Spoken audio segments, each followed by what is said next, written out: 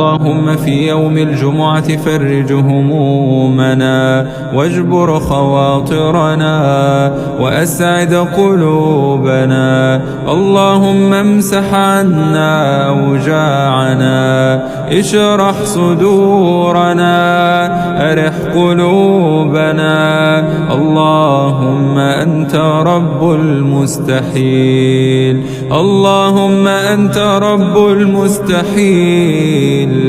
اللهم في يوم الجمعة فرج همومنا واجبر خواطرنا وأسعد قلوبنا. اللهم امسح عنا أوجاعنا، اشرح صدورنا، أرح قلوبنا.